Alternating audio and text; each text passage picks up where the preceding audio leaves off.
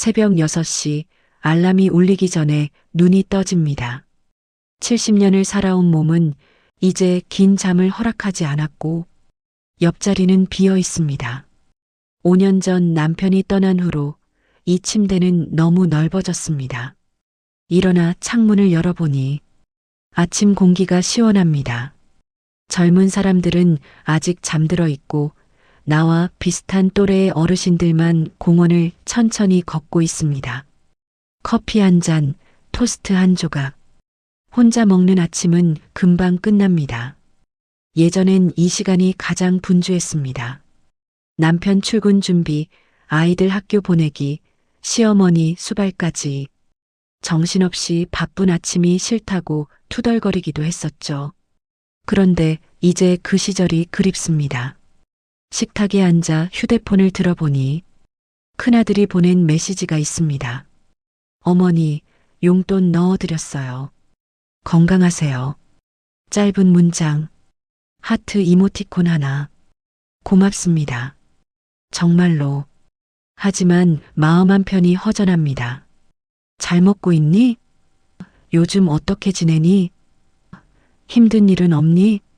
이런 말들이 듣고 싶은데 아들은 바쁩니다. 물어볼 수가 없습니다.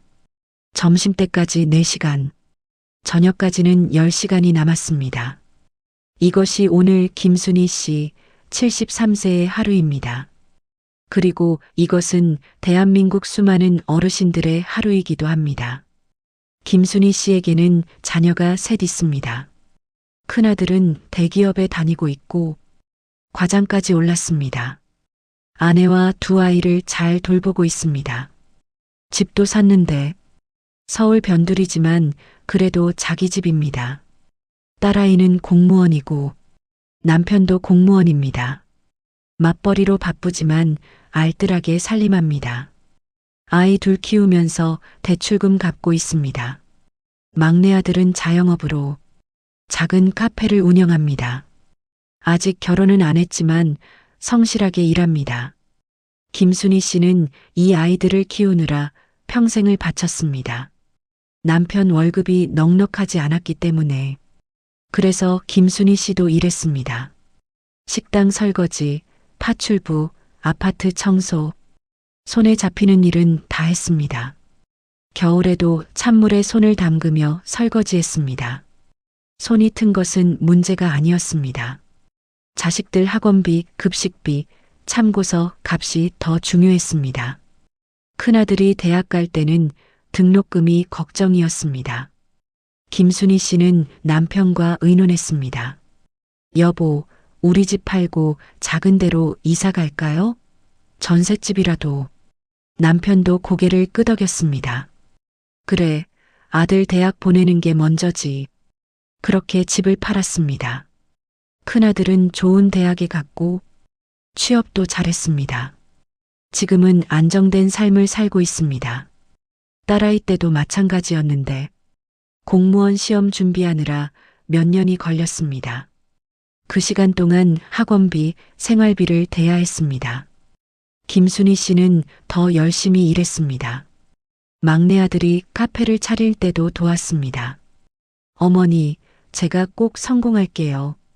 나중에 다 갚을게요. 김순희 씨는 웃으며 말했습니다. 갚을 생각 마라. 내가 잘 되는 게 엄마 소원이다. 그리고 정말로 아이들은 잘 됐습니다.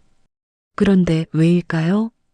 김순희 씨의 마음은 왜 이렇게 허전할까요? 매달 25일이 되면 김순희 씨의 통장에 돈이 들어옵니다. 큰아들에게서 50만 원, 딸에게서 30만 원, 막내 아들에게서 20만 원, 합치면 100만 원입니다. 국민연금 30만 원과 합치면 한 달에 130만 원. 혼자 사는 데는 부족하지 않습니다. 명절에는 아이들이 옵니다. 설날, 추석, 1년에 2번. 큰아들 가족, 딸 가족이 옵니다. 막내는 가게 때문에 바빠서 전날 잠깐 들렀다 갑니다. 그날만큼은 집이 북적입니다. 손주들이 뛰어다니는 집에서는 할머니 하고 안깁니다. 사랑스럽습니다. 며느리는 부엌을 거듭니다. 어머니, 제가 할게요. 앉아 계세요. 사위는 선물을 내밉니다.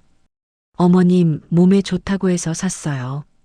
그런데 명절이 끝나면 다시 조용해집니다. 아이들은 명절 연휴 끝나서 피곤해 죽겠어요 라고 합니다. 김순희 씨는 이해합니다. 장거리 운전, 음식 준비, 아이들 챙기기. 힘들었을 것입니다. 괜찮다, 조심히 들어가거라. 배웅하고 돌아온 집은 더 넓어 보입니다. 아까까지 손주들이 놀던 장난감이 바닥에 있습니다. 며느리가 만든 음식이 냉장고에 가득합니다. 김순희 씨는 천천히 정리하고 그리고 소파에 앉습니다. 텔레비전을 한번 보려. 하지만 프로그램이 뭔지 들어오지 않습니다. 분명 아이들이 잘해줬습니다. 용돈도 보내고 명절에 얼굴도 비쳤습니다. 선물도 챙겼습니다. 효도 맞습니다. 그런데 왜 이렇게 허전할까요? 김순희 씨는 자신에게 묻습니다.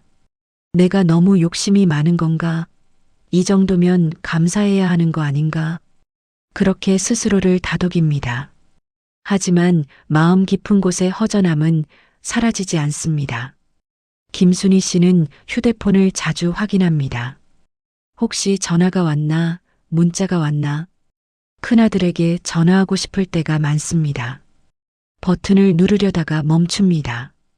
지금 회사에 있을 텐데 방해되면 안 되지. 딸에게 전화하고 싶을 때도 있습니다. 하지만 딸도 바쁩니다.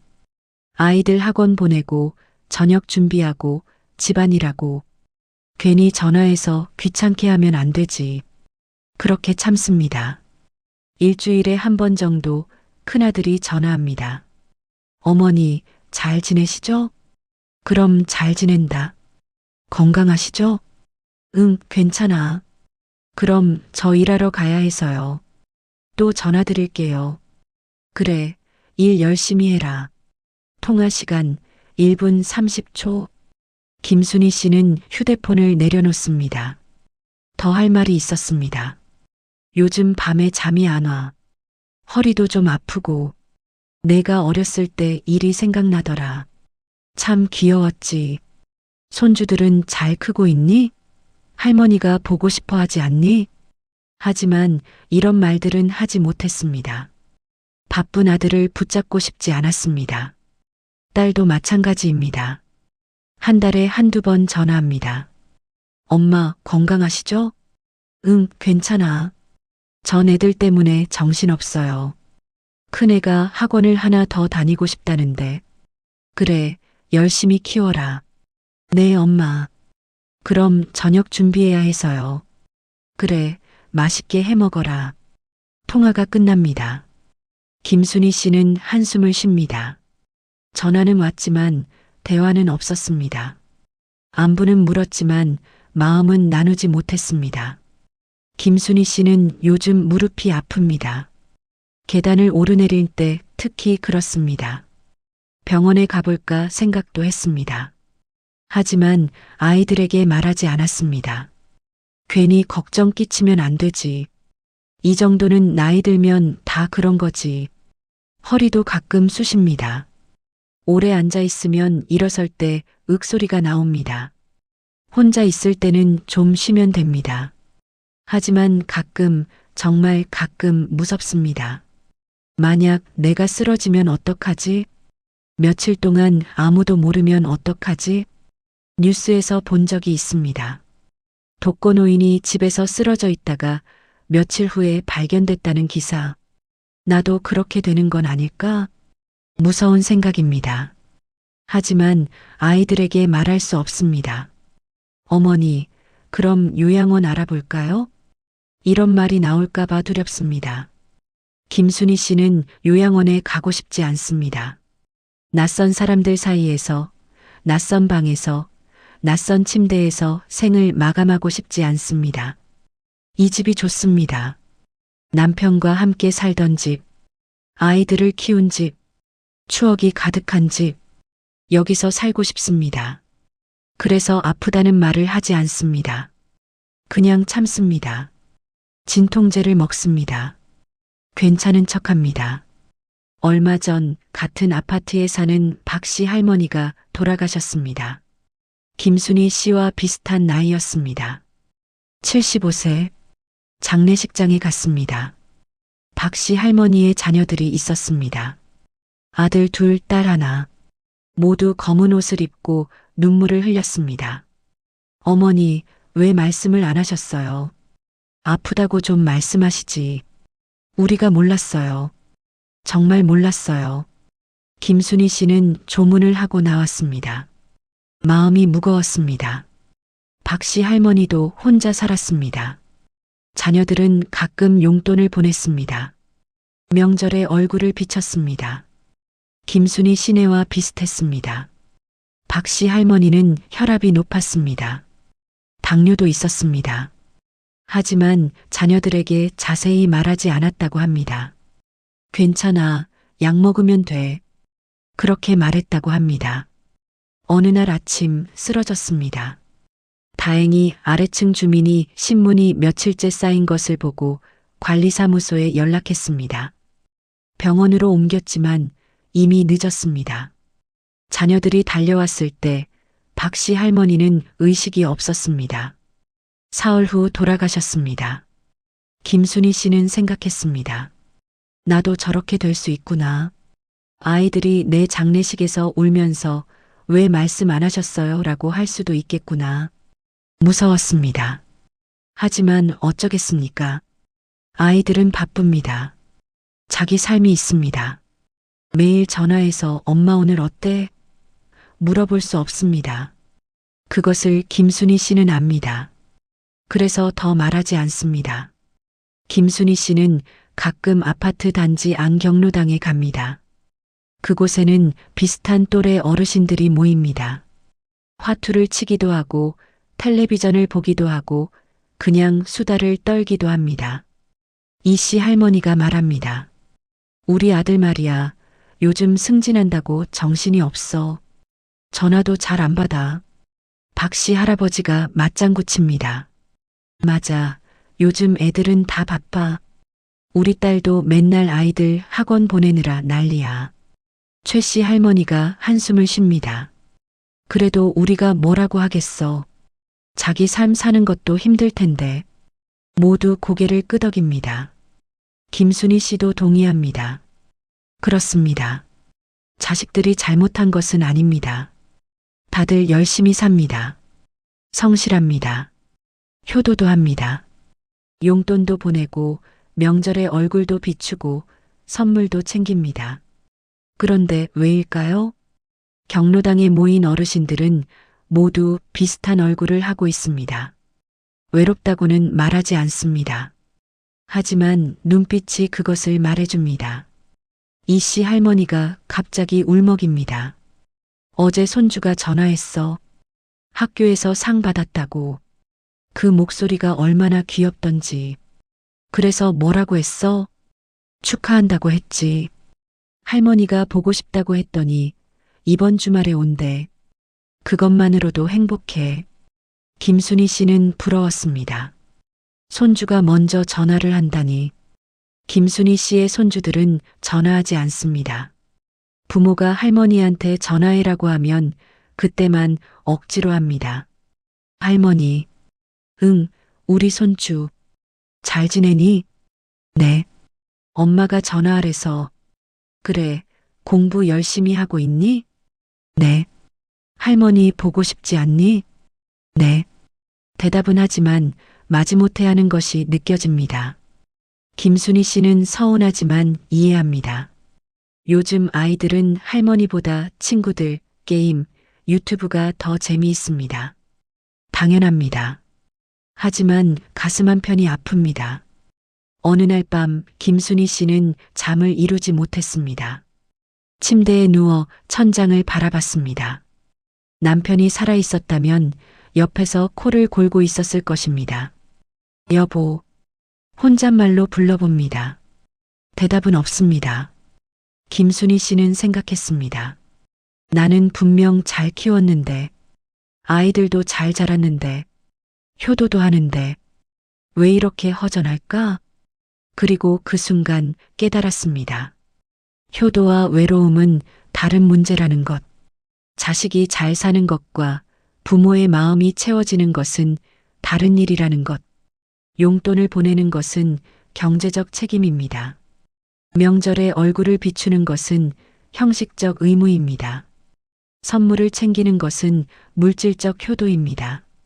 하지만 김순희 씨가 원하는 것은 그것이 아니었습니다. 전화기 너머로 들리는 어머니, 잘 지내시죠? 가 아니라 직접 마주 앉아 엄마 요즘 어때요? 불편한 데는 없으세요?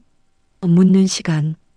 바빠서 다음에요가 아니라 오늘 시간 좀 낼게요. 같이 밥 먹어요 하는 따뜻함. 건강하세요라는 인사가 아니라 제가 병원 같이 갈게요. 혼자 가시면 힘드시잖아요 하는 동행. 김순희 씨가 원한 것은 거창한 것이 아니었습니다. 그저 곁에 있어주는 것. 그저 관심을 가져주는 것. 그저 이야기를 들어주는 것. 하지만 그것이 가장 어려운 일이었습니다. 왜냐하면 그것은 시간을 필요로 하기 때문입니다. 그리고 현대를 사는 자식들에게 시간은 가장 부족한 것이기 때문입니다. 김순희 씨는 아이들에게 하고 싶은 말이 많습니다. 하지만 하지 못했습니다. 엄마 요즘 밤에 잠이 안 와. 옆구리도 자주 아프고. 이 말을 하고 싶지만 하면 걱정을 끼칠 것 같아서 참았습니다. 내가 어렸을 때가 생각나. 그때가 참 좋았어. 이 말을 하고 싶지만 하면 엄마는 왜 옛날 얘기만 하세요 할 것 같아서 참았습니다. 가끔 너무 외로워. 말할 사람이 없어. 이 말을 하고 싶지만 하면 부담스러워 할 것 같아서 참았습니다. 손주들이 보고 싶어. 자주 보면 안 될까?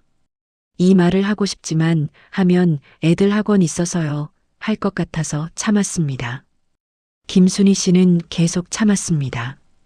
좋은 엄마가 되고 싶어서, 부담 주지 않는 부모가 되고 싶어서, 이해심 많은 할머니가 되고 싶어서, 그렇게 말들은 속으로 삼켜졌습니다.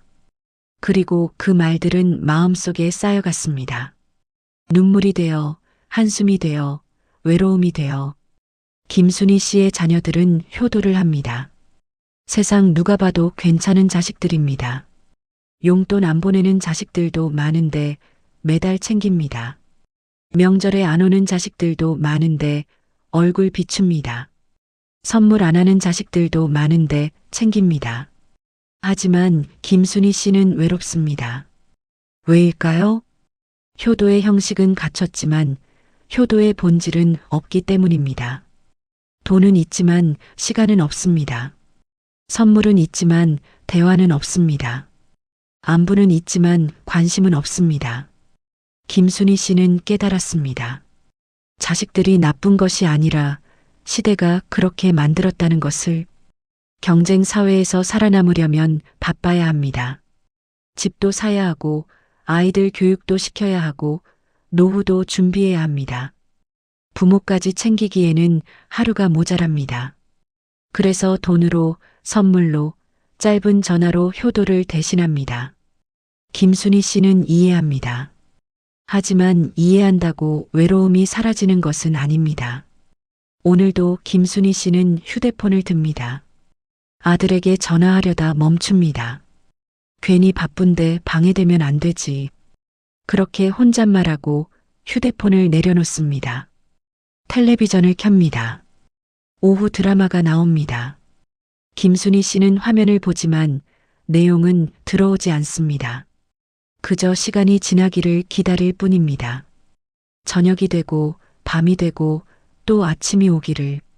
그리고 언젠가 아이들이 시간을 내서 찾아오기를. 그것만을 기다리며 오늘도 살아갑니다. 이것이 효도라는 이름의 착각입니다.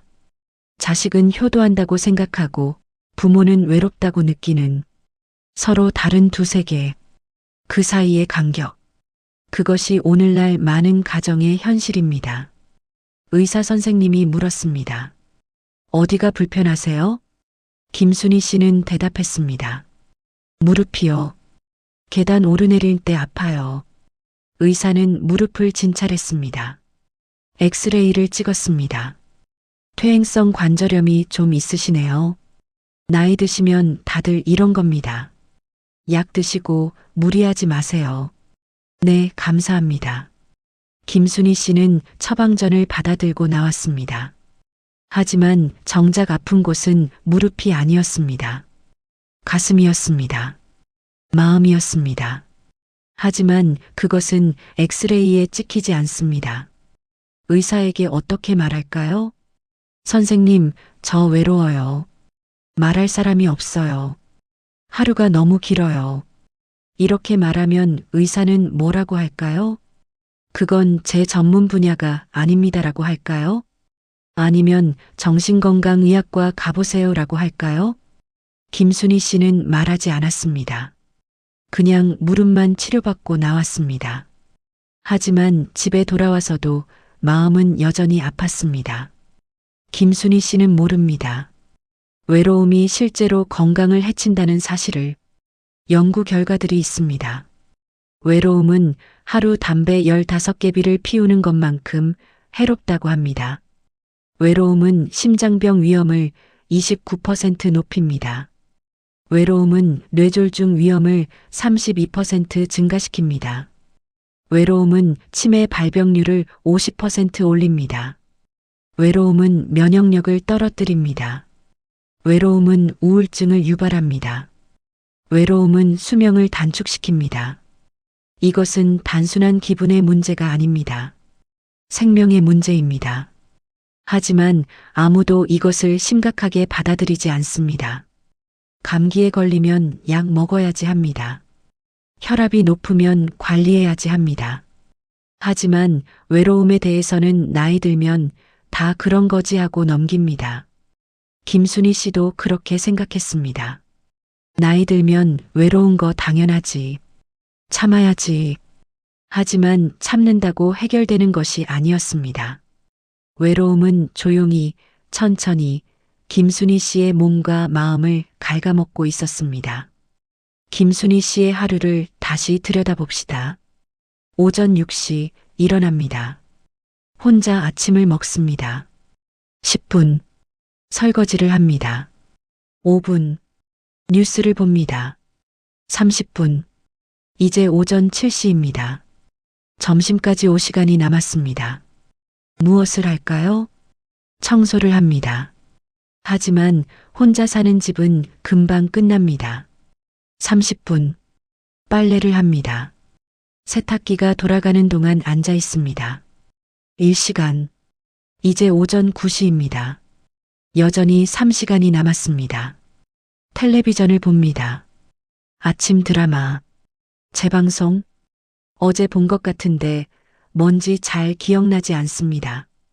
오전 10시. 경로당에 갈까 생각합니다. 하지만 오늘은 가기 싫습니다. 어제도 갔으니까. 매일 가면 저 할머니 집에 할 일 없나 봐 소리 들을 것 같습니다. 오전 11시. 배가 고프지 않지만 점심을 준비합니다. 혼자 먹을 밥. 간단하게. 국 한 그릇, 김치, 반찬 조금. 먹는 시간 15분. 설거지 5분. 오후 12시 30분. 저녁까지 또 6시간 반이 남았습니다.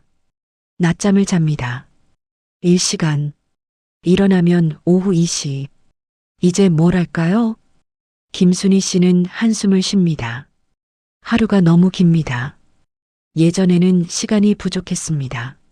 남편 밥 차려주고 아이들 학교 보내고 집안일하고 일하러 나가고 시계를 보면 벌써 저녁이었습니다. 하루가 왜 이렇게 빨리 지나가지? 했습니다. 하지만 지금은 반대입니다. 하루가 왜 이렇게 안 가지? 시계를 보면 겨우 10분밖에 안 지났습니다. 이 긴 시간을 혼자 견뎌야 합니다. 말할 사람도 없이, 할 일도 없이, 그저 시간이 지나가기를 기다리며. 김순희 씨는 요즘 말을 잘 안 합니다. 혼자 살다 보니 말할 일이 없습니다. 가끔 마트에 가서 점원에게 말합니다. 이거 얼마예요? 카드 되나요? 짧은 문장들. 경로당에 가면 좀 말을 합니다. 하지만 매일 갈 수는 없습니다. 집에 혼자 있을 때는 하루 종일 입을 열지 않는 날도 있습니다. 텔레비전을 보며 혼잣말을 합니다. 저 사람은 왜 저러지? 아이고, 불쌍해라. 하지만 대답해주는 사람은 없습니다. 김순희 씨는 느낍니다. 말하는 능력이 떨어지는 것 같다고. 예전에는 말을 잘했습니다. 수다도 떨고 농담도 하고 이야기도 잘했습니다. 하지만 요즘은 아닙니다. 아들이 전화하면 할 말이 생각나지 않습니다. 그게 뭐더라? 단어가 금방 떠오르지 않습니다. 이것도 나이 탓일까요? 아닙니다. 말을 안 하니까 말하는 능력이 퇴화하는 것입니다. 운동을 안 하면 근육이 빠지듯이 말을 안 하면 언어 능력이 떨어집니다. 그리고 이것은 치매의 전조 증상일 수도 있습니다. 김순희 씨는 모릅니다. 자신이 조금씩 세상과 단절되고 있다는 것을. 김순희 씨는 가끔 생각합니다. 내가 사라져도 아무도 모르지 않을까? 아침에 일어나지 않으면, 전화를 받지 않으면, 며칠 동안 소식이 없으면 아이들이 알아챌까요? 큰아들은 일주일에 한 번 전화합니다. 만약 김순희 씨가 전화를 받지 않으면 어머니 바쁘신가 봐. 나중에 다시 걸어야지. 이렇게 생각하고 넘어갈 것입니다. 딸도 마찬가지입니다. 한 달에 한두 번 전화합니다. 전화를 받지 않으면 문자를 보낼 것입니다. 엄마 전화했는데 안 받으셔서요. 나중에 통화해요. 그리고 또 며칠이 지나갈 것입니다. 결국 일주일, 어쩌면 열흘이 지나야 이상하다고 느낄 것입니다. 그때서야 집에 올 것입니다. 김순희 씨는 상상만 해도 무섭습니다.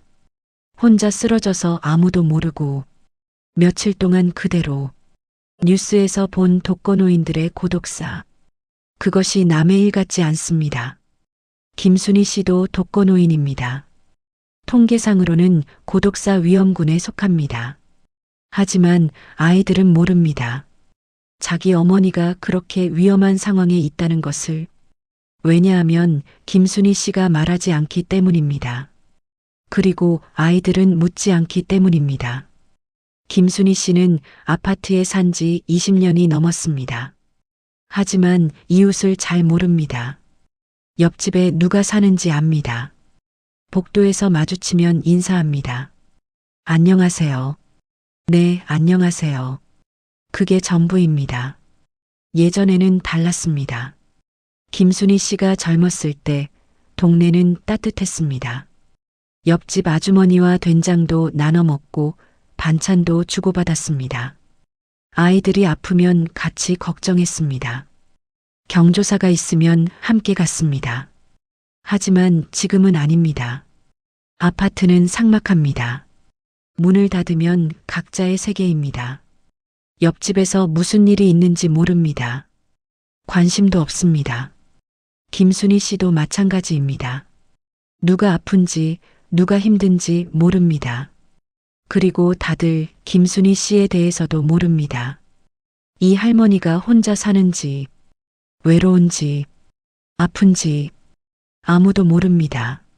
아무도 관심 없습니다. 이것이 현대 사회입니다.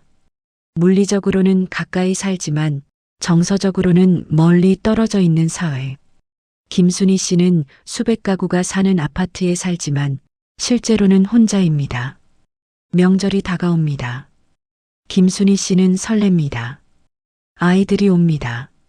손주들도 옵니다. 1년에 2번, 이날만 기다립니다. 일주일 전부터 준비합니다. 집을 청소합니다. 구석구석 닦습니다. 음식을 준비합니다. 손주들이 좋아하는 것도 챙깁니다. 새 이불도 꺼냅니다. 손님 맞이할 준비를 합니다. 명절 전날 밤 김순희 씨는 잠을 잘 이루지 못합니다. 설레고 기대됩니다. 내일이면 애들이 오는구나. 집이 북적이겠구나. 손주들 얼굴 보겠구나. 명절 아침 일찍 일어납니다. 음식을 마저 준비합니다. 초인종이 울립니다. 어머니, 큰아들 가족이 왔습니다. 어서 와라. 얼마나 기다렸는지 몰라. 손주들이 뛰어들어옵니다. 할머니, 안아줍니다. 얼마나 귀여운지. 딸 가족도 옵니다. 집이 가득 찹니다. 김순희 씨는 행복합니다. 이 순간만큼은. 하지만 시간은 빠르게 흐릅니다. 밥을 먹고 떡국을 먹고 이야기를 나누고 오후가 됩니다.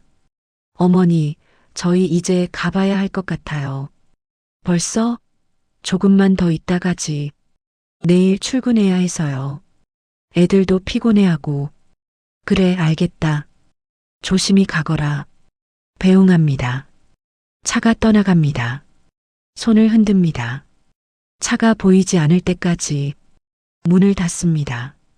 집이 갑자기 조용해집니다. 아까까지 시끌벅적하던 집이 지금은 텅 비어 있습니다. 김순희 씨는 소파에 앉습니다. 남은 음식들을 봅니다. 손주들이 놀던 장난감을 봅니다.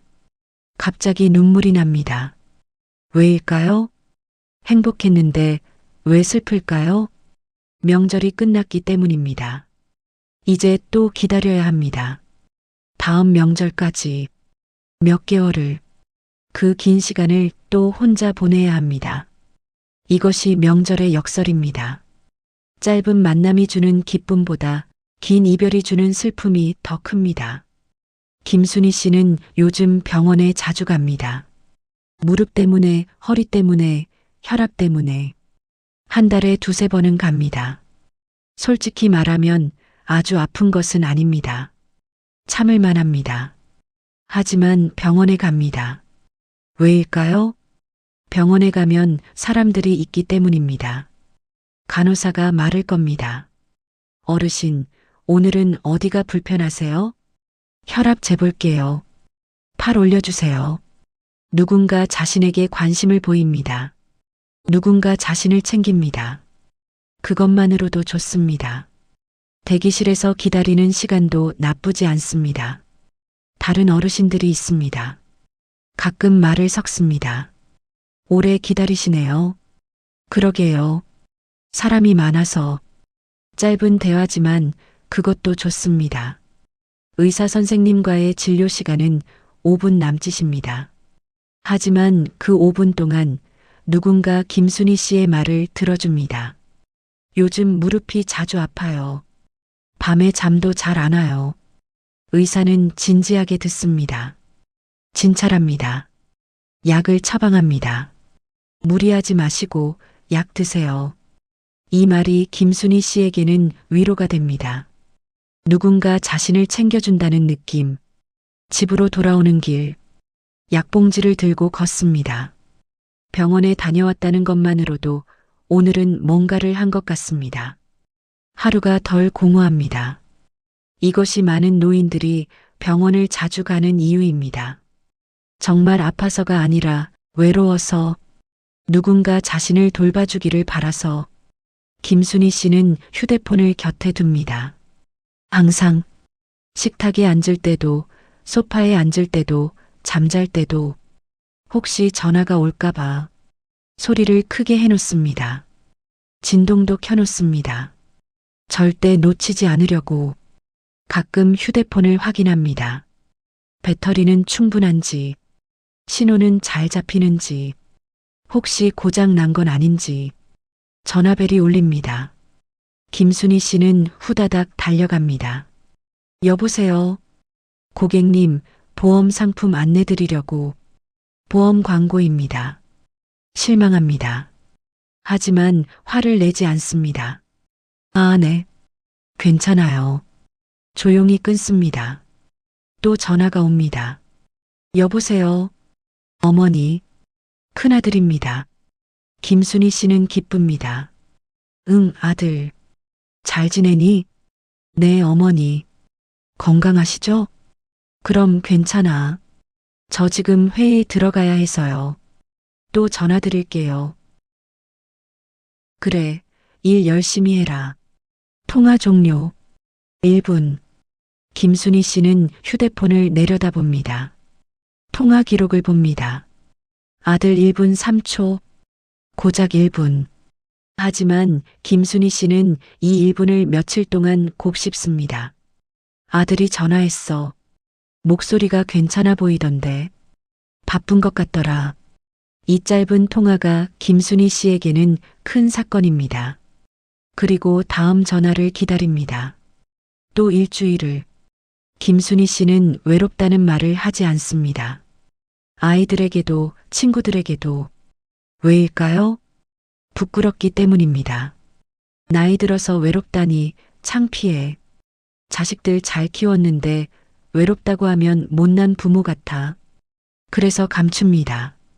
경로당에 가서도 괜찮은 척합니다. 우리 아들 말이야. 요즘 승진해서 바빠. 전화도 자주 못해.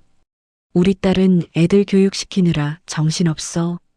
손주들이 공부 잘해. 자랑스러워. 좋은 이야기만 합니다. 저번 명절 때 다들 왔어.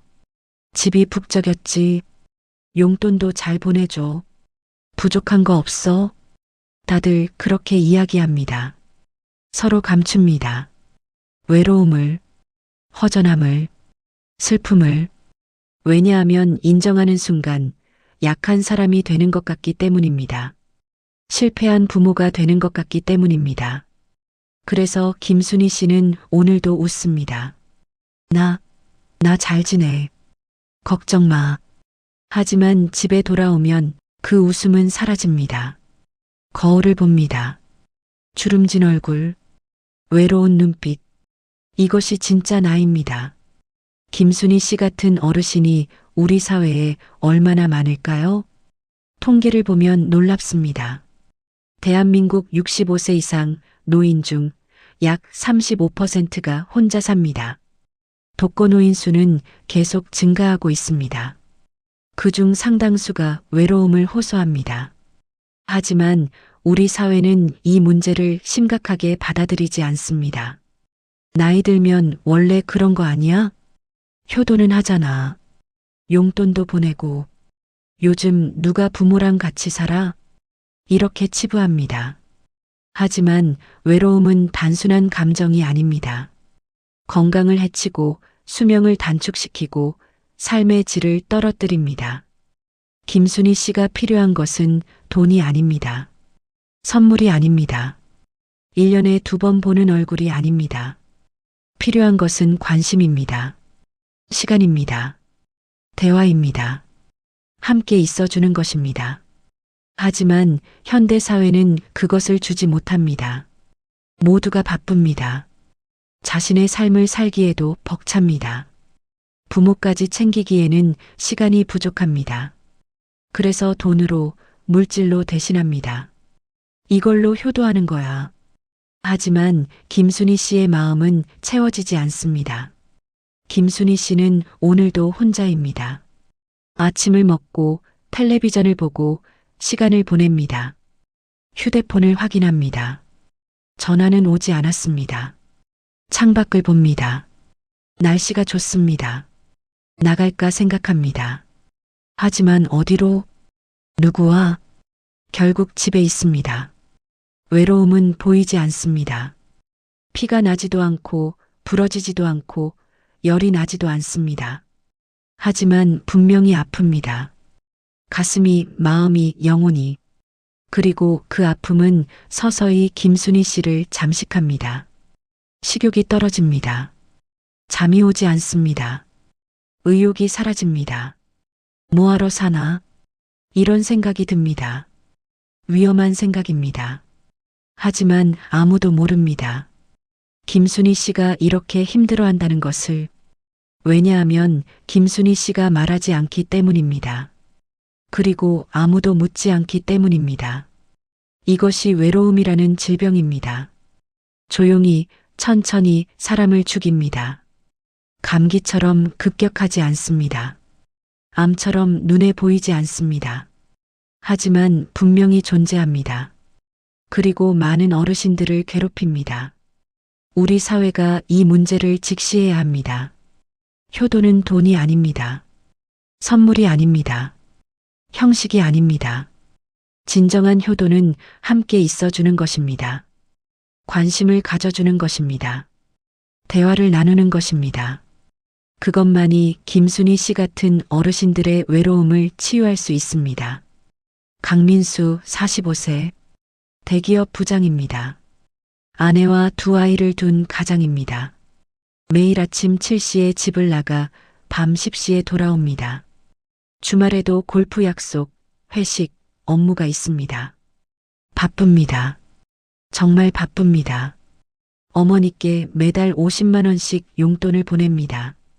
명절에는 꼬박꼬박 찾아뵙습니다. 생신에는 선물을 챙깁니다. 강민수는 생각합니다. 나름 효도하고 있지. 그런데 어느 날 전화를 받았습니다. 병원에서였습니다. 보호자이십니까? 어머님이 쓰러지셔서.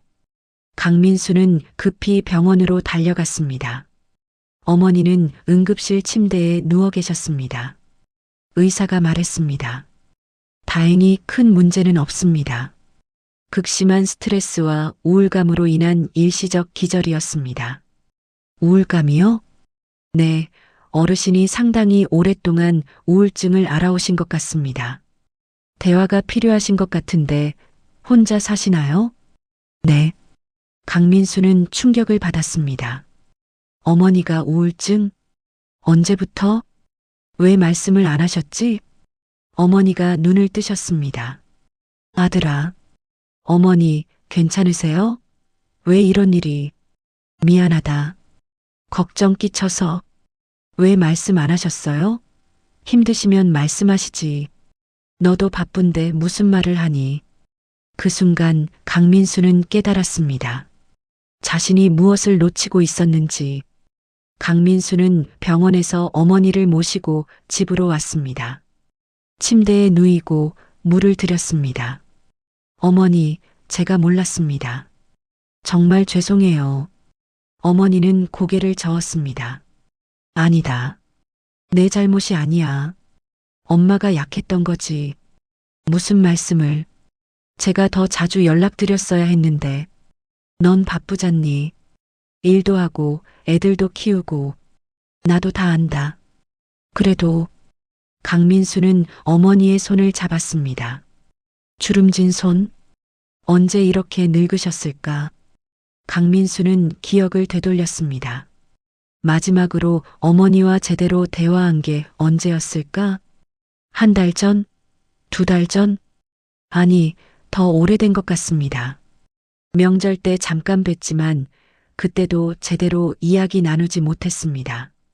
친척들이 많아서 시끄러웠고 아이들 챙기느라 바빴고 피곤해서 일찍 자고 싶었습니다. 어머니와 단둘이 앉아서 대화한 게 언제였을까? 기억이 나지 않습니다. 전화는 했습니다. 일주일에 한 번. 하지만 그것은 대화가 아니었습니다. 어머니, 잘 지내시죠? 응. 건강하시죠? 응. 그럼 저 바빠서요. 또 전화 드릴게요. 그래. 이것이 전부였습니다. 강민수는 깨달았습니다. 자신이 어머니께 준 것은 돈이었지 시간이 아니었다는 것을. 병원에서 받은 서류를 보니 어머니는 6개월 전부터 정신건강의학과를 다니셨습니다. 우울증 진단을 받으셨습니다. 항우울제를 처방받으셨습니다. 강민수는 몰랐습니다. 왜 어머니는 말씀하지 않으셨을까? 다음 날 강민수는 어머니와 대화를 나눴습니다. 어머니, 왜 말씀 안 하셨어요? 우울증이면 말씀하셔야죠. 너한테 짐이 되고 싶지 않았어. 무슨 짐이요?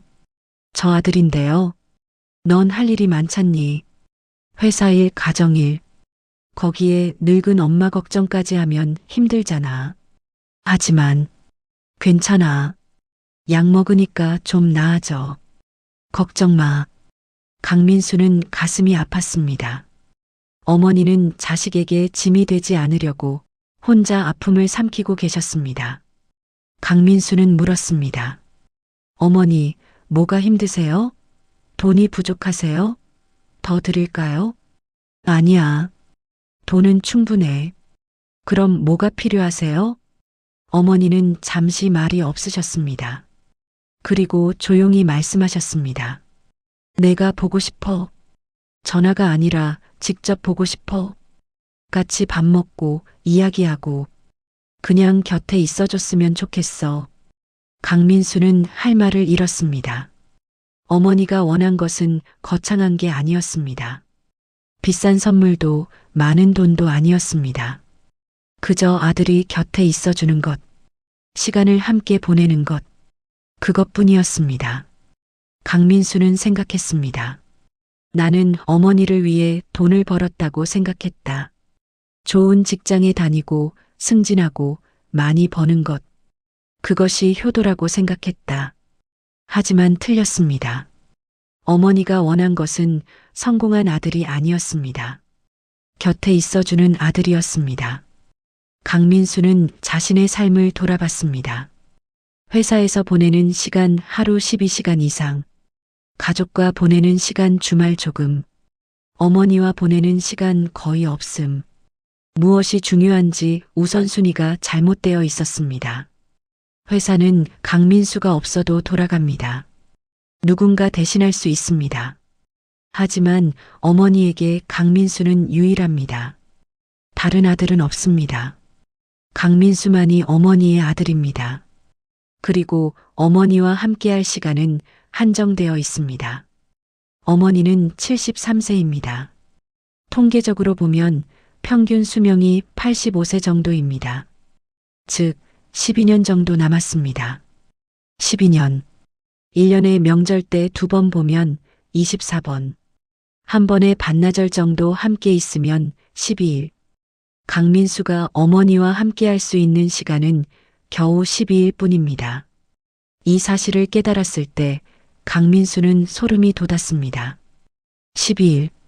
평생 동안 어머니와 함께 할 수 있는 시간이 고작 12일이라니. 강민수는 결심했습니다. 변화해야겠다고. 회사 일을 조금 줄였습니다. 불필요한 회식은 빠졌습니다. 주말 골프 약속도 줄였습니다. 그 시간에 어머니를 찾아뵙기 시작했습니다. 처음에는 어색했습니다. 어머니, 오늘 저녁 같이 드실래요?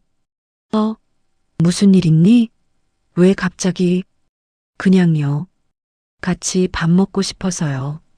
그래, 좋다. 식당에 갔습니다. 어머니가 좋아하는 음식을 시켰습니다.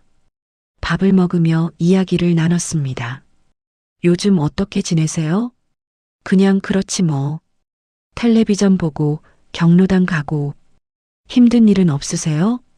가끔 외로워. 혼자 있으면. 그러시구나. 강민수는 어머니의 이야기를 들었습니다. 바쁘다는 핑계로 차단했던 이야기들. 어머니의 하루. 어머니의 걱정. 어머니의 외로움. 들으니 가슴이 아팠습니다. 어머니가 이렇게 힘드셨구나. 나는 몰랐구나. 그날부터 강민수는 일주일에 한 번씩 어머니를 찾아뵙기로 했습니다. 매주 수요일 저녁, 회사 일을 일찍 마치고 어머니 댁으로 갔습니다. 함께 저녁을 먹었습니다. 이야기를 나눴습니다. 처음에는 할 말이 별로 없었습니다. 하지만 시간이 지나자 이야기가 풀렸습니다. 어머니는 한 주 동안 있었던 일을 이야기하셨습니다. 경로당에서 만난 친구들 이야기, 텔레비전에서 본 프로그램 이야기, 몸이 아팠던 이야기, 강민수도 자신의 이야기를 했습니다. 회사 일, 아이들 이야기, 고민, 대화가 이어졌습니다. 그리고 어머니는 조금씩 밝아지셨습니다. 3개월이 지났습니다. 어머니는 달라지셨습니다. 표정이 밝아졌습니다. 말씀도 많아지셨습니다. 우울증 약도 줄이셨습니다. 의사 선생님이 말씀하셨습니다. 많이 좋아지셨네요. 무슨 좋은 일 있으세요? 아들이 자주 와요. 일주일에 한 번씩. 아, 그래서 그러시구나. 역시 가족이 최고약이에요. 강민수도 변화를 느꼈습니다. 어머니와 시간을 보내는 것이 처음에는 의무처럼 느껴졌습니다. 해야 하니까 하는 것. 하지만 이제는 달랐습니다. 어머니와의 시간이 기다려졌습니다. 회사에서 힘든 일이 있어도 수요일 저녁이 위로가 되었습니다. 오늘 어머니 뵙는 날이지. 어머니와 밥을 먹으며 이야기를 나누는 시간. 그 시간이 강민수에게도 힐링이 되었습니다. 어머니는 강민수의 이야기를 들어주셨습니다. 판단하지 않고 조언하지 않고 그저 들어주셨습니다. 힘들었겠구나. 그래도 잘하고 있어. 엄마는 내가 자랑스러워. 이 말들이 강민수에게 큰 힘이 되었습니다. 강민수는 회사 동료들에게 이야기했습니다. 요즘 일주일에 한 번씩 어머니 뵈러 가요. 동료들은 놀랐습니다. 일주일에 한 번? 너 바쁜데 어떻게? 시간을 내는 거죠. 회식 좀 줄이고 업무 효율적으로 하고. 부럽다. 나도 그래야 하는데. 김 대리가 말했습니다. 저도 부모님이 지방에 계신데 몇 달에 한 번 갈까 말까 해요. 가야지 하면서 미루게 돼요. 이해해요. 저도 그랬으니까. 그런데 뭐가 달라졌어요? 어머니가 쓰러지셨어요. 병원에 갔는데 우울증이라고 하더라고요. 그때 깨달았죠. 나중에 후회하기 전에 지금 해야겠다고. 박 과장도 고개를 끄덕였습니다. 맞아요. 우리 아버지도 작년에 돌아가셨는데 그때 후회했어요. 더 자주 찾아뵐 걸, 더 많이 이야기할 걸. 그러니까 지금 하세요. 부모님 계실 때. 강민수의 이야기를 들은 동료들도 변화하기 시작했습니다. 김 대리는 한 달에 한 번 부모님을 찾아뵙기 시작했습니다. 박 과장은 어머니와 매주 전화로 긴 대화를 나눴습니다. 작은 변화들이었지만 의미 있는 변화들이었습니다. 강민수는 아이들도 데리고 가기 시작했습니다. 처음에 아이들은 싫어했습니다. 아빠, 할머니 댁은 재미없어요. 친구들이랑 놀고 싶어요. 할머니가 보고 싶어 하셔. 한 달에 한 번만 가자. 에이, 어쩔 수 없이 따라온 아이들. 처음에는 핸드폰만 들여다봤습니다. 할머니가 말을 걸어도 대충 대답했습니다. 하지만 강민수는 포기하지 않았습니다. 아이들에게 할머니와 대화하도록 유도했습니다. 할머니, 우리 아들이 요즘 축구를 배우거든요. 이야기 좀 들어주세요. 오, 그래. 축구를 하니? 재밌니? 네. 어떤 포지션 하니? 공격수요. 우와, 멋지다. 골 많이 넣니? 저번에 1개 넣었어요. 정말? 할머니한테 자랑해줘서 고마워. 아이가 조금씩 마음을 열기 시작했습니다. 할머니는 아이들의 이야기를 진심으로 들어주셨습니다. 학교 이야기, 친구 이야기, 고민 이야기. 할머니는 판단하지 않고 들어주셨습니다. 그랬구나. 힘들었겠다. 하지만 넌 잘하고 있어. 할머니는 내가 자랑스러워. 아이들은 점점 할머니를 좋아하게 되었습니다. 아빠, 이번 주도 할머니 댁 가요? 오, 가고 싶어? 네. 할머니가 맛있는 거 해주시거든요. 그리고 이야기하는 게 재밌어요. 강민수는 흐뭇했습니다. 세대가 이어지고 있었습니다. 할머니와 손주들의 관계. 이것이 가족의 힘이었습니다. 어느 날 경로당에서 어머니의 친구분이 돌아가셨습니다. 이씨 할머니. 어머니와 가까운 친구셨습니다. 장례식에 갔습니다. 이씨 할머니의 아들이 울고 있었습니다. 어머니, 죄송해요. 제가 더 잘할걸. 더 자주 찾아뵐걸. 왜 진작 안 했을까? 후회의 눈물이었습니다. 강민수는 그 모습을 보며 생각했습니다. 저 아들도 나쁜 사람은 아닐 거야. 바빴을 거야. 사정이 있었을 거야. 하지만 이제 후회하고 있어. 시간은 되돌릴 수 없으니까. 강민수는 어머니의 손을 꼭 잡았습니다. 어머니, 오래오래 건강하세요. 그래, 고맙다. 그날 밤 강민수는 다짐했습니다. 후회하지 않을 거야. 어머니와 함께 할 수 있는 시간, 최선을 다할 거야. 나중에 후회하는 일은 없을 거야. 1년이 지났습니다. 강민수는 매주 수요일 어머니를 찾아뵀습니다. 총 52번. 52번의 저녁 식사, 52번의 대화, 52번의 함께한 시간. 어머니는 완전히 달라지셨습니다. 우울증 약을 끊으셨습니다. 표정이 밝아지셨습니다. 친구들에게도 자랑하셨습니다. 우리 아들이 매주 와요. 얼마나 고마운지. 경로당 친구들이 부러워했습니다. 좋겠네. 우리 아들은 명절 때나 와. 어머니는 행복해 보이셨습니다. 그리고 강민수도 행복했습니다. 어머니와의 시간이 강민수에게도 선물이었습니다. 바쁜 일상 속에서 쉼표 같은 시간, 마음을 나눌 수 있는 시간, 사랑을 확인하는 시간. 강민수는 깨달았습니다. 시간이야말로 가장 귀한 선물이라는 것을. 돈으로 살 수 없는 선물, 나중으로 미룰 수 없는 선물, 지금 아니면 줄 수 없는 선물. 강민수의 이야기는 특별한 것이 아닙니다. 누구나 할 수 있는 일입니다. 일주일에 한 번 부모님을 찾아뵙는 것, 전화로라도 긴 대화를 나누는 것, 함께 밥을 먹는 것, 산책을 하는 것, 이야기를 듣는 것. 거창한 것이 아닙니다. 비싼 것도 아닙니다. 그저 시간을 내는 것뿐입니다.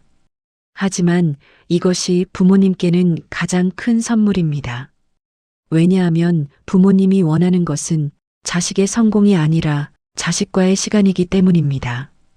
물론 바쁩니다. 일도 해야 하고 아이들도 키워야 하고 할 일이 많습니다. 하지만 우선순위의 문제입니다. 정말 중요한 것이 무엇인지. 회사는 나를 대신할 사람이 있습니다. 하지만 부모님에게 나를 대신할 자식은 없습니다. 그리고 부모님과 함께할 시간은 한정되어 있습니다. 지금 하지 않으면 나중에 후회합니다. 그때 더 자주 갈 걸, 더 많이 이야기할 걸, 더 잘해드릴 걸. 이런 후회를 하지 않으려면 지금 해야 합니다. 지금. 강민수는 오늘도 어머니를 찾아뵙습니다. 수요일 저녁. 어머니 왔어요. 오 아들. 기다렸다. 함께 저녁을 먹습니다. 이야기를 나눕니다. 웃고 때로는 울고 함께합니다. 이 시간이 강민수에게도 어머니에게도 가장 소중한 시간입니다. 돈으로 살 수 없는 시간, 다시 되돌릴 수 없는 시간, 함께할 수 있을 때 함께하는 시간. 이것이 진정한 효도입니다. 이것이 진정한 사랑입니다. 시간이라는 선물. 그것이 우리가 부모님께 드릴 수 있는 가장 귀한 선물입니다. 박선영, 52세. 그녀는 오늘 어머니의 팔순 잔치에 왔습니다. 친척들이 모였습니다. 케이크를 자르고 사진을 찍고 축하합니다. 어머니, 80세 축하드립니다. 어머니는 웃으셨습니다. 하지만 박선영은 그 웃음 뒤에 숨겨진 외로움을 봤습니다. 파티가 끝나고 사람들이 떠났습니다.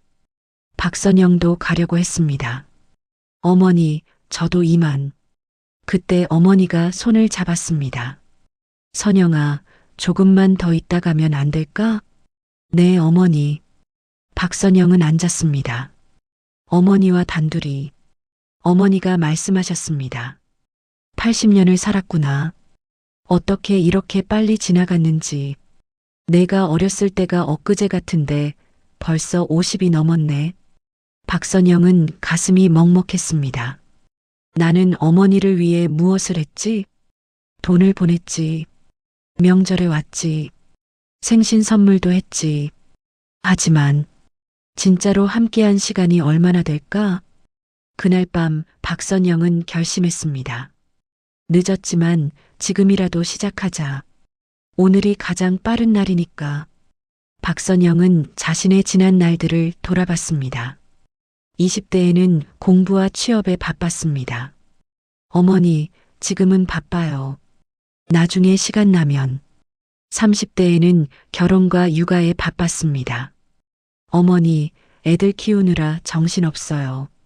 조금만 기다려주세요. 40대에는 일과 아이들 교육에 바빴습니다. 어머니, 요즘 승진 준비하느라. 나중에 꼭. 그리고 50대가 되었습니다. 나중에는 언제일까요? 시간 나면은 언제일까요? 박선영은 깨달았습니다. 나중에는 영원히 오지 않는다는 것을, 시간 나면은 핑계였다는 것을. 진실은 간단했습니다. 시간은 내는 것이지 생기는 것이 아니었습니다. 우계속 오후 158선 순위를 정하는 것이었습니다. 박선영은 후회했습니다. 하지만 후회만 하고 있을 수는 없었습니다. 어머니는 80세입니다. 통계적으로 몇 년이 남았을까요? 5년? 10년? 아무도 모릅니다. 하지만 확실한 것은 지금이 가장 빠른 날이라는 것입니다. 내일 시작하는 것보다 오늘 시작하는 것이 하루 빠릅니다. 다음 주 시작하는 것보다 이번 주 시작하는 것이 일주일 빠릅니다. 박선영은 결심했습니다. 오늘부터 시작하자. 박선영은 작은 것부터 시작했습니다. 먼저 전화 습관을 바꿨습니다. 이전에는 일주일에 한 번 짧게 전화했습니다. 어머니, 잘 지내시죠? 네, 저도 잘 지내요. 그럼 또 연락드릴게요. 1분 통화. 이제는 달라졌습니다. 매일 저녁 8시에 전화하기로 했습니다. 처음에는 어색했습니다. 어머니, 저예요. 선영아, 무슨 일 있니? 아니요, 그냥 목소리 듣고 싶어서요. 오늘 어떻게 지내셨어요? 그냥 평소처럼. 아침에 뭐 드셨어요? 국이랑 김치. 점심은요? 잘 기억이 안 나네. 뭘 먹었더라? 대화가 이어지지 않았습니다. 하지만 박선영은 포기하지 않았습니다. 어머니, 요즘 날씨가 쌀쌀한데 따뜻하게 입으셨어요? 응, 걱정 마라. 무릎은 좀 어때요? 저번에 아프시다고 하셨잖아요. 아, 그거. 좀 나아졌어. 다행이다. 약은 잘 드세요? 응. 짧은 대화였지만 계속했습니다. 매일. 일주일이 지나자 어머니가 달라지셨습니다. 선영아, 오늘은 경로당에서 재밌는 일이 있었어. 그래요? 무슨 일인데요? 최 씨 할머니가 말이야. 어머니가 먼저 이야기를 시작하셨습니다. 하루의 일들을, 만난 사람들을, 느낀 감정들을. 박선영은 들었습니다. 조언하지 않고 판단하지 않고 그저 들었습니다. 그랬구나, 어머니. 재밌으셨겠어요. 힘드셨겠어요. 어머니는 점점 많은 이야기를 하셨습니다. 그리고 박선영도 자신의 이야기를 했습니다. 회사 일, 아이들 이야기, 고민들. 어머니는 들어주셨습니다. 힘들겠구나. 그래도 잘하고 있어. 엄마는 내가 자랑스러워. 전화 한 통, 매일 10분. 이 작은 변화가 큰 차이를 만들었습니다. 박선영은 한 달에 2번 어머니를 찾아뵙기로 했습니다. 토요일 오전, 아이들을 남편에게 맡기고 혼자 어머니 댁으로 갔습니다. 어머니 왔어요. 오, 선영아. 어떻게 왔니? 그냥 어머니 보고 싶어서요. 함께 장을 봤습니다. 어머니는 혼자 장을 보기 힘들어 하셨습니다. 무거운 것을 들 수 없고 잔돈 계산도 헷갈리고 길을 걷는 것도 힘드셨습니다. 박선영이 도왔습니다. 어머니, 뭐 필요하세요?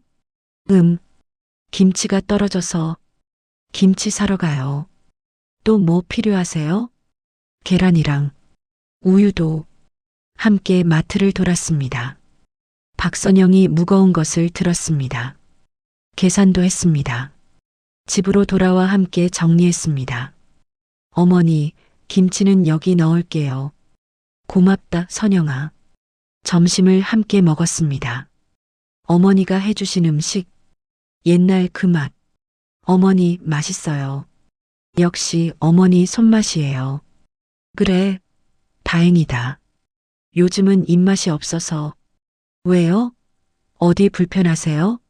아니, 그냥 혼자 먹으니까 맛이 없어. 박선영은 마음이 아팠습니다. 어머니가 혼자 밥을 드시는구나. 매일 혼자. 어머니, 앞으로 제가 자주 올게요. 같이 밥 먹어요. 괜찮아. 넌 바쁘잖아. 아니에요. 제가 하고 싶어서 하는 거예요. 식사 후 함께 설거지했습니다. 어머니가 설거지 하시는 걸 박선영이 도왔습니다. 어머니, 제가 할게요. 괜찮아, 같이 하자. 설거지하며 이야기를 나눴습니다. 옛날 이야기. 박선영이 어렸을 때 이야기. 너 어렸을 때 설거지 안 하려고 도망 다녔지. 그랬죠. 죄송해요, 어머니. 괜찮아. 이제 도와주잖아. 오후에는 함께 산책했습니다. 아파트 단지 내 공원. 천천히 걸었습니다. 어머니의 속도에 맞춰서. 선영아, 천천히 가자. 엄마 다리가 아파서. 네, 어머니. 천천히 가요. 제 팔 잡으세요. 벤치에 앉아 쉬었습니다. 햇살이 따뜻했습니다. 날씨가 좋네. 그러게요, 어머니. 이렇게 앉아 있으니까 좋다. 저도요, 어머니. 말없이 앉아 있는 시간. 그것만으로도 충분했습니다. 박선영은 아이들도 데려가기 시작했습니다. 고등학생 아들, 중학생 딸. 처음에는 아이들이 싫어했습니다. 엄마, 할머니 댁 가기 싫어요. 친구들이랑 놀고 싶어요. 한 달에 한 번만 가자. 할머니가 너희 보고 싶어 하셔. 알았어요. 어쩔 수 없이 따라온 아이들. 할머니 댁에 도착했습니다.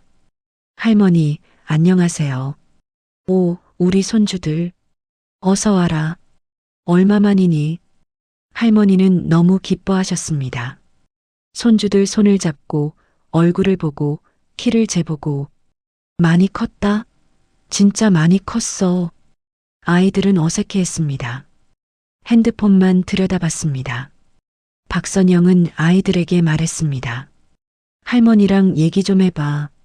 뭘 얘기해요? 학교 이야기라도. 아들이 마지못해 말했습니다. 할머니, 저 이번에 시험 잘 봤어. 오, 그래. 우리 손주 똑똑하네. 몇 등 했니? 반에서 5등이요. 와, 대단하다. 할머니가 자랑스러워. 아들이 조금 웃었습니다. 할머니의 진심 어린 칭찬에 딸도 말했습니다. 할머니, 저 미술대회에서 상 받았어요. 정말? 우리 손녀가 그림을 잘 그리는구나. 할머니한테 보여줄래? 네. 딸이 핸드폰으로 그림을 보여드렸습니다. 할머니는 돋보기를 쓰고 자세히 보셨습니다. 와, 정말 잘 그렸다. 이게 뭐니? 바닷가예요. 할머니랑 옛날에 갔던 거 기억나세요? 아, 그래. 내가 5살 때. 기억하는구나. 네, 재밌었어요. 할머니의 눈에 눈물이 맺혔습니다. 박선영도 뭉클했습니다. 아이들과 할머니가 연결되는 순간이었습니다. 박선영은 어머니와 앨범을 보기 시작했습니다. 오래된 사진첩, 먼지가 쌓인 앨범. 어머니, 이거 보여주세요. 왜? 낡은 사진들인데. 보고 싶어요. 앨범을 펼쳤습니다. 흑백 사진들. 어머니의 젊은 시절. 어머니, 이분이 누구예요? 이분은 너의 할아버지야. 내가 25때 결혼했지. 할아버지 정말 멋지시네요. 그렇지? 참 좋은 분이었어. 사진마다 이야기가 있었습니다. 어머니의 신혼 시절. 박선영이 태어났을 때, 어렸을 때 가족여행. 이건 내가 5살 때야. 동대문 시장 갔을 때. 우와, 제가 이렇게 귀여웠어요? 그럼 얼마나 귀여웠는지. 엄마 자랑이었어. 어머니는 옛날 이야기를 하셨습니다. 고생했던 이야기, 행복했던 이야기, 슬펐던 이야기. 박선영은 처음 듣는 이야기들도 많았습니다. 어머니, 이런 일이 있었어요? 처음 들어요. 그래, 말 안 했구나. 그때는 너한테 걱정 끼치고 싶지 않아서. 어머니의 삶. 박선영이 몰랐던 어머니의 삶. 고생과 희생, 사랑과 헌신. 박선영은 눈물이 났습니다. 어머니, 고생 많으셨어요. 아니야. 너희를 키우는 게 행복이었어. 사랑해요, 어머니. 나도 사랑한다, 선영아. 어머니와 딸이 껴안았습니다. 오랜만에, 아니, 어쩌면 처음으로, 진심으로. 어느 날 박선영은 어머니께 물었습니다. 어머니, 하고 싶은 거 있으세요? 하고 싶은 거? 네, 가고 싶은 곳이나 먹고 싶은 거나 하고 싶은 일. 어머니는 잠시 생각하시더니 말씀하셨습니다. 바다가 보고 싶어. 바다요? 응. 너의 아버지랑 신혼여행 갔던 곳. 동해바다. 다시 가보고 싶어. 박선영은 바로 계획을 세웠습니다. 다음 주말 어머니를 모시고 동해로 갔습니다. 차를 몰고 3시간. 어머니는 차 안에서 설레셨습니다. 정말 오랜만이다. 몇십 년 만에 가보는 거야. 바다에 도착했습니다. 파도 소리, 바람 냄새. 어머니는 바다를 보며 눈물을 흘리셨습니다. 여기야. 너의 아버지랑 왔던 곳. 그때가 얼마나 행복했는지. 젊었고 건강했고 앞날이 창창했지. 박선영은 어머니의 손을 잡았습니다. 함께 바닷가를 걸었습니다. 천천히 어머니의 속도에 맞춰서. 선영아, 고맙다. 왜요, 어머니? 이렇게 데려와줘서. 평생 소원이었어. 이제 자주 와요, 어머니. 같이. 그래, 고맙다. 그날 밤 호텔에서 함께 잤습니다. 어머니와 딸이 어렸을 때처럼. 엄마, 옛날에 같이 잤던 거 기억나? 그럼. 내가 무서워서 엄마 품에서 잤지. 이제는 제가 어머니를 안아드릴게요. 박선영이 어머니를 안았습니다. 어머니는 작아지셨습니다. 예전엔 크고 든든했던 어머니가 이제는 작고 여린 어머니가 되셨습니다. 박선영은 다짐했습니다. 이제 제가 어머니를 지킬게요. 박선영은 이제 어머니와의 시간을 최우선으로 합니다. 회사 일이 바빠도 아이들 일정이 있어도 어머니와의 약속은 지킵니다. 매일 저녁 8시 전화. 한 달에 2번 방문. 명절은 물론이고 생신, 어버이날, 그냥 평일에도 어머니와의 시간을 만듭니다. 회사 동료들이 말합니다. 박 과장, 요즘 회식도 잘 안 오시네요? 죄송해요. 어머니와 약속이 있어서요. 부럽다. 저도 그래야 하는데. 박선영은 후회하지 않습니다. 승진이 늦어질 수도 있습니다. 돈을 덜 벌 수도 있습니다. 하지만 상관없습니다. 어머니와의 시간이 더 중요하니까. 어머니도 변하셨습니다. 외로워하지 않으십니다. 우울해하지 않으십니다. 밝아지셨습니다. 친구들에게 자랑하십니다. 우리 딸이 매일 전화해. 주말마다 와. 부럽다. 우리 자식들은. 어머니의 친구들도 부러워합니다. 하지만 박선영은 압니다. 이것은 자랑할 일이 아니라 당연히 해야 할 일이라는 것을. 박선영은 어머니와 특별한 일만 하는 것이 아닙니다. 일상을 함께 합니다. 함께 장을 봅니다. 함께 요리합니다. 함께 설거지합니다. 함께 빨래를 널고 갭니다. 함께 청소합니다. 특별할 것 없는 일상. 하지만 이 일상이 소중합니다. 왜냐하면 함께하기 때문입니다. 어머니는 말씀하십니다. 이렇게 같이 하니까 좋다. 혼자 할 때는 심심한데 같이 하니까 재밌어. 박선영도 느낍니다. 어머니와 함께하는 설거지가 혼자 하는 어떤 일보다 의미 있다는 것을, 어머니와 함께하는 장보기가 친구들과의 쇼핑보다 행복하다는 것을, 함께하는 시간, 그것이 진정한 효도입니다. 박선영은 주변 사람들에게 말합니다. 부모님과 시간을 보내세요. 지금 바쁘다고 미루지 마세요. 나중에는 없어요. 지금이에요. 박선영의 친구가 말합니다. 그래야 하는데. 바빠서. 시간을 내세요. 억지로라도. 하지만 후회하지 마세요. 부모님이 안 계실 때 후회하지 말고 지금 하세요. 박선영의 말에 친구도 생각합니다. 그래, 맞아. 나도 해야지. 하지만 실천하는 사람은 많지 않습니다. 안타깝지만 현실입니다. 알면서도 하지 않습니다. 바쁘다는 핑계로, 나중에 하겠다는 약속으로. 하지만 박선영은 말합니다. 나중에는 없어요. 부모님은 기다려주지 않아요. 시간은 되돌릴 수 없어요. 지금 하세요. 오늘부터. 누군가 묻습니다. 벌써 늦은 거 아닌가요? 부모님이 이미 많이 늙으셨는데. 박선영은 대답합니다. 늦지 않았어요. 부모님이 살아계시다면 늦지 않았어요. 오늘이 가장 빠른 날이에요. 그렇습니다. 지금 시작하는 것이 내일 시작하는 것보다 하루 빠릅니다. 다음 주 시작하는 것보다 일주일 빠릅니다. 내년 시작하는 것보다 1년 빠릅니다.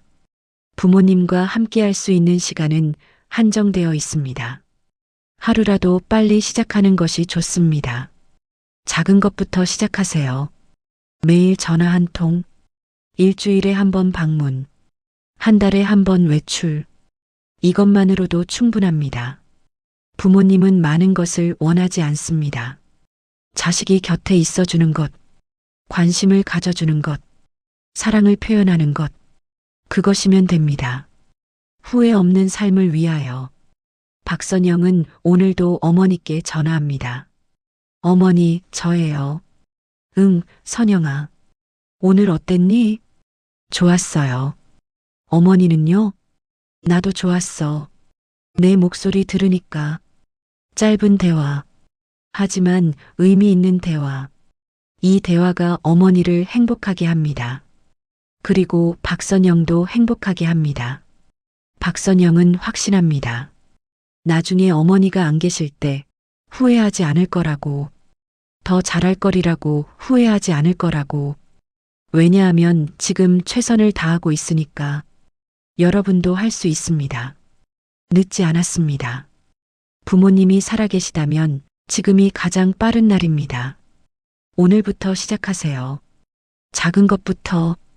전화 한 통, 방문 한 번, 함께하는 식사.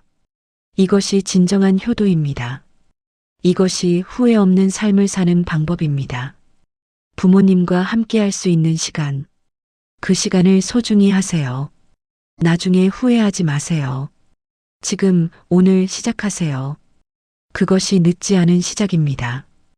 효도라는 이름의 착각에서 시작해 외로움이라는 질병을 이해하고 시간이라는 선물의 가치를 깨닫고 늦지 않은 시작의 희망을 발견했습니다. 핵심은 간단합니다. 부모님이 원하는 것은 돈이 아니라 시간입니다. 형식적 효도가 아니라 진심 어린 관심입니다. 나중이 아니라 지금입니다. 오늘부터 시작하세요. 작은 것부터. 그것만으로도 부모님은 행복해 하실 것입니다. 그리고 여러분도 후회 없는 삶을 살 수 있을 것입니다. 감사합니다.